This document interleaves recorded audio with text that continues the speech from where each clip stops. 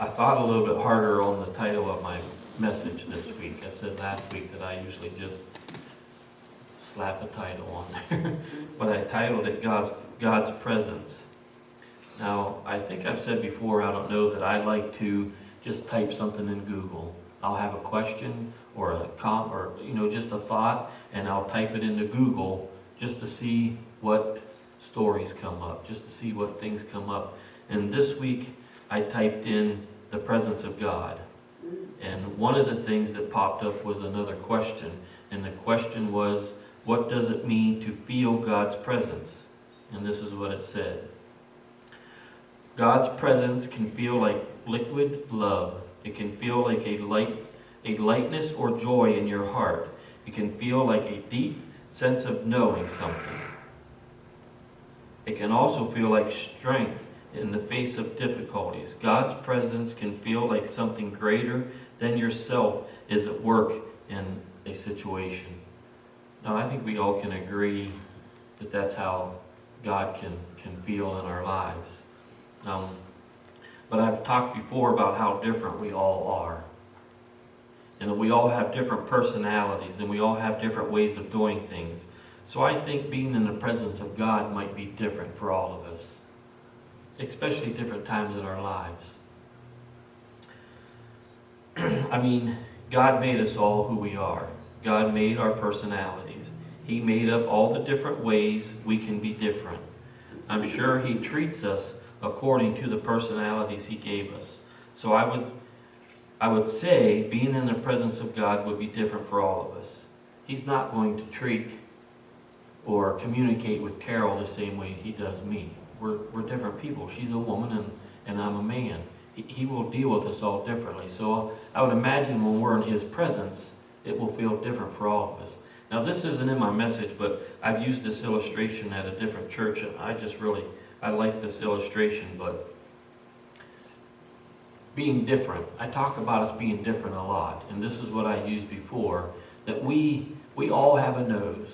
All of us in here, we have a nose. We have two eyes, eyebrows, ears, a mouth, and they're all in the same exact location. Nothing there is different. But we all look different.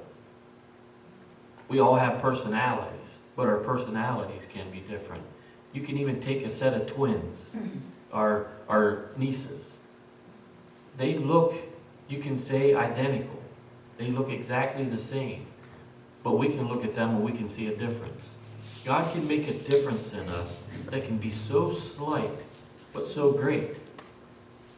Just try to take a paper someday, make as many squares on that paper as you can and draw different faces. See how many different faces you can make. A lot of them will look the same. Imagine billions and billions and trillions of people throughout the history of the world that God has made us all look different. He can make different personalities, and He's going to treat us all different. But let's look at some examples of what it's like to be in God's presence. Exodus 33, 7 through 11. Now Moses used to take a tent and pitch it outside the camp, some distance away, calling it the tent of meetings. Anyone inquiring of the Lord would go to the tent of meetings outside the camp. And whenever Moses went to the tent, all the people rose and stood at the entrance of their tents, watching Moses until he entered the tent. As Moses went into the tent, the pillar of God would come down and stay at the entrance while the Lord spoke with Moses.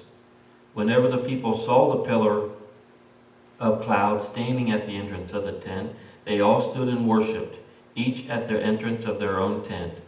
The Lord would speak to Moses face to face, as one speaks to a friend. Then Moses would return to the camp. The Lord would speak to Moses face to face, as one speaks to a friend. Now, a few weeks ago, we watched the movie I Can Only Imagine. There's a lot in that title, I Can Only Imagine. Our imaginations are huge. We can imagine all kinds of things. I can only imagine what it must be like to stand in the presence of God. For me, I'm a listener. I like to listen, and like most people, I like to talk too, but I'm mostly a listener, especially when someone has something to say that I really don't know anything about. A mechanic. I like to listen to a mechanic talk about how an engine works. I don't understand it. I do, but I don't. I just like to listen. But with God, He understands everything more than I understand. So I imagine if I would ever be in the presence of God, I would just constantly listen. I would just want Him to never stop talking because He just knows everything. Moses had to have a pretty good relationship with God to talk to Him face to face. Do you think being in the presence of God is easier for Moses? Let me start over there. Do you think being in God's presence made it easier for Moses to listen to God? Because you're in His presence, is it easier to listen? Now, how do we get ourselves in the presence of God? Does praying more often get you in the presence of God? Do we simply have to ask God to come and be in our presence? And like with Moses, is it easier for us to listen to God if we're in His presence? Now, to be clear, what I mean when I say listen to God, I'm talking about obeying God. Is it easier to obey God when you're in His presence? Let's read Numbers 28 through 11. God is telling Moses here. This is God talking to Moses. Take the staff, and you and your brother Aaron gather the assembly together. Speak to that rock before their eyes, and it will pour out water. You will bring water out of the rock for the community, so that their livestock, so that they and their livestock can drink. So Moses took the staff in the Lord's presence, just as he commanded him.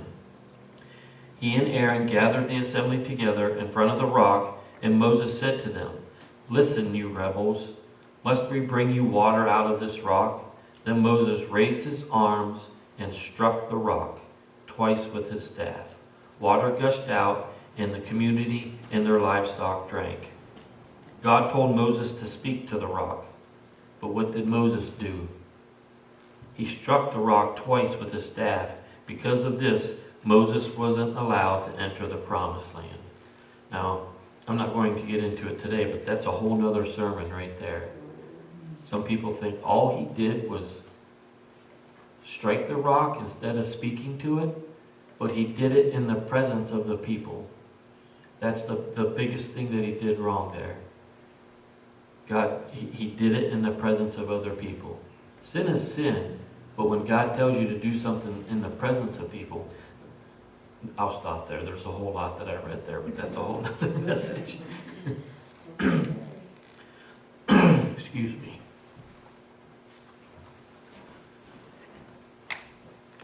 If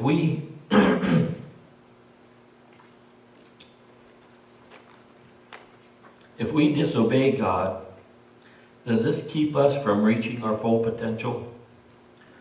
Moses wasn't allowed to enter the promised land, so what about us? What things might we miss out on if we disobey? I really don't think God spends a lot of time dwelling on things we do wrong. Although we should, believe me, we need to keep ourselves in check. We need to keep ourselves pointed in the right direction. We need to dwell on our faults a little, just to keep from repeating ourselves. But I don't think God does that. We should pay attention to what we're doing. We should. I knew she would give me something. Thank you, honey. I don't know if I can do this, talk and have something in my mouth at the same time. I can chew and walk at the same time. I can chew gum. So your candy's not going to come flying out of it. Well, I don't know. Maybe we should hope for that. That'd be kind of cool to catch on film. Should have on camera. But I don't think God does that. He's in the business of forgiving. He's not in the business of, yeah, but you remember when you did that thing? God doesn't. He doesn't do that. That's Satan's job. Satan will remind you of the things you've done wrong. God says, I forgive you, and then it's done. Let's read Matthew 17, 1 through 3. After 6 days, Jesus took with him Peter, James, and John, the brother of James, and led them up a high mountain by themselves. There he was transfigured before them. His face shone like the sun, and his clothes became as white as the light. Just then there appeared before them Moses and Elijah talking with Jesus. I read this week about this situation here, that Elijah represented the prophets here, and that Moses represented the law. If Moses is to be forever condemned for not listening and striking the rock instead of speaking to it, then why do you think he would have gotten to be present with Jesus years and years and years later? Yes? Because, God forgives everybody. Exactly right. That's what I'm just about to say. And why would someone that disobeyed God be present to represent the law? Because God forgives everybody. Because God is in the business of forgiving. I don't think God forgets, but he moves on. And even though we should remember our mistakes so we don't repeat them, we should move on also. Moses gets the opportunity to be present as a form of the law after not listening to God. It's not breaking the law. It wasn't a law. But he didn't listen to God. We don't have to always hold ourselves back because we think we may not have listened at one time or another. Have you ever felt as though God has left you? Like you are so far away from him, his presence, so far away from his presence that you feel all alone. Even in a room full of loved ones, we can feel alone. David writes this in one of his Psalms, Psalms 13, 1 through 4. How long, Lord, will you forget me forever? How long will you hide your face from me? How long must I wrestle with my thoughts, and day after day have sorrow in my heart? How long will my enemies triumph over me? Look on me and answer, Lord my God. Give light to my eyes, or I will sleep in death, and my enemies will say, I have overcome him, and my foes will rejoice when I fall. I talk about David a lot. I like Moses and David. I think you can probably tell. I talk about Moses and David a lot. But David was a great man of God.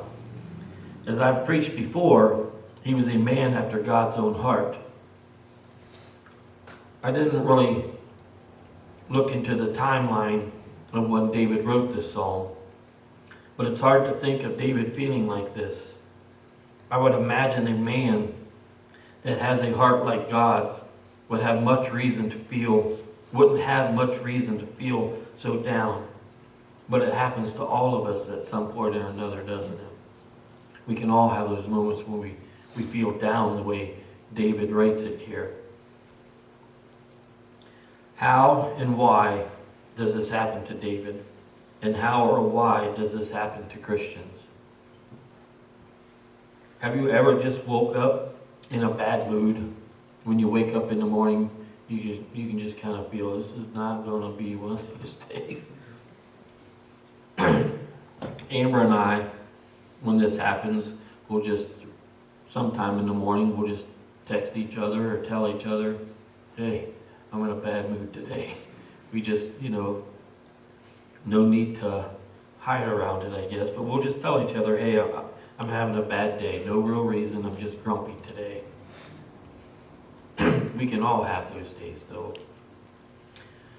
I remember a time in my life when I really thought things were never going to get good again. I went through a pretty rough time. I think we all have rough times in our lives, but I think we can all think of a time where, just like David, we may have thought, "Where are you, God?" What do we do when we're in those situations? Let's look at how David finishes Psalms 13. This is verse 5 and 6. "But I trust in your unfailing love. My heart rejoices in your salvation. I will sing the Lord's praise, for he has been good to me." He's having a bad time. The whole beginning, that's the whole chapter. 6 verses. The whole first part of that, he is, "Where are you, God?" He's having a hard time. He immediately turns it around and says, "But I trust in your unfailing love." Even when we're having a bad time, we can do an about face and know that we can trust in his unfailing love. You might sometimes feel so far away from God, like you may never be in his presence again. But as David said, he trusts in his unfailing love.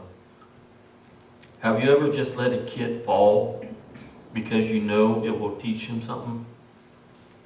You can see he's going to do something, and you're like, maybe you shouldn't do that. But you just let it happen because he needs to learn the lesson. Have you ever let a kid a little further away from you, a little further out of your sight, so that they can see what they'll do when they notice that you're not right behind them? Kind of just let them creep off in the woods a little bit, or around the corner of the store, and then when they turn around, they're like, "Oh no, where's Mom?" If we were constantly being protected by God, if we are constantly in God's presence, we would never experience life. Just like we do with our kids, God does with us. Do you like helping someone with good advice? We all like to give some advice. Maybe something you had to learn the hard way. God gives you that. If he teaches you something, whether it's the hard way or not, that's something God gave you, that you can have advice for somebody else.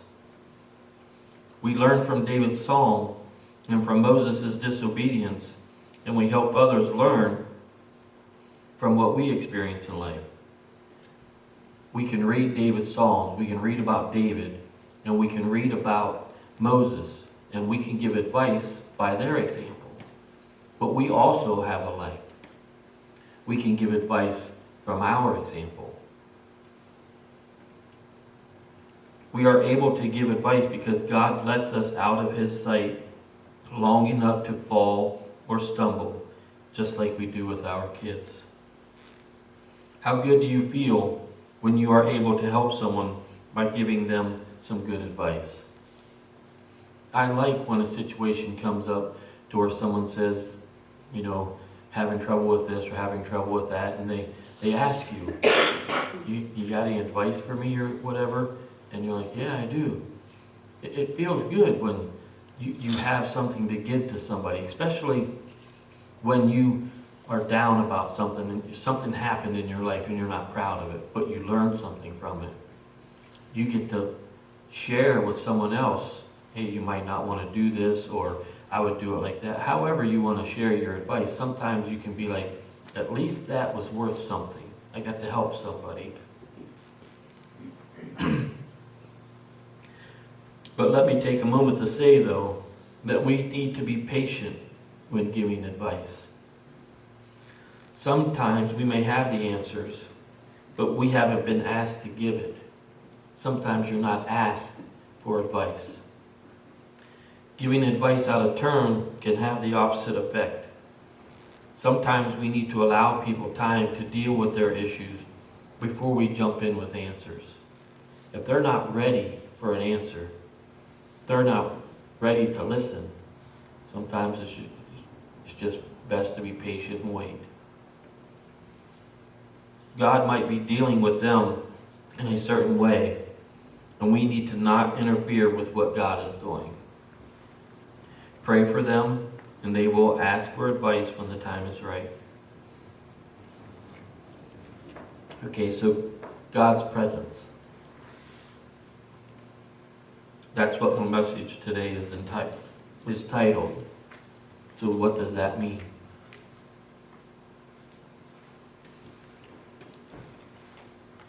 What does all of this mean? Like Moses, we can experience the presence of God in such a way that we can feel like the Lord would speak to us as one speaks to a friend. But we can still disobey.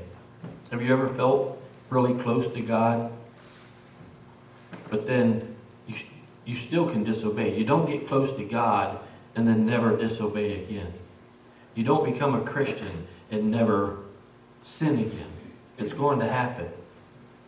And yet, like David, we can feel so far away from God that we cry out, "How long, Lord? Will you forgive me forever?" Our pastor at our home church, Scott, he would say he was going to give us a little Scott 101, a little bit of his idea. Well, this is me today. I'm going to give you a little bit of Randy Hagel 101. If you want God to be in your presence, then you have to be in His presence. And if you want God to speak to you as a friend, then you need to speak to Him as a friend. Intimacy takes time. If you want to be intimate with God, then it takes time. No short 2-minute prayer is going to get you in the presence of God when you're crying out for help like David or in trouble like Moses. No 2-minute prayer, a quickie before you head out the door or whatever. If you want to get in the presence of God, it takes longer than just a couple, "Hey, help me out, God." Excuse me. There have been times in the past that I have felt so down. I was at such a low point in life. But I would spend time in prayer, and by the end of my prayer, I felt the presence of God filling me. Everybody needs something different from God at these low points in life. Me, I needed joy. I like to feel joy. And that's what God would give me. At that moment, nothing changed. I was doing nothing different.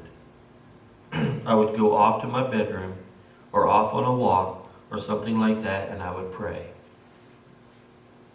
I wouldn't be doing anything to bring myself any joy except I would be praying. God would fill me with joy for just seeking His presence and treating Him like a friend.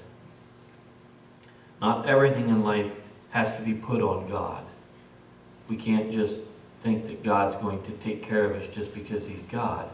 We believe in Him and He'll just make everything fine. Sometimes we need to seek Him. We don't have to wait on God to do everything for us. We can seek His presence all on our own. Thank you.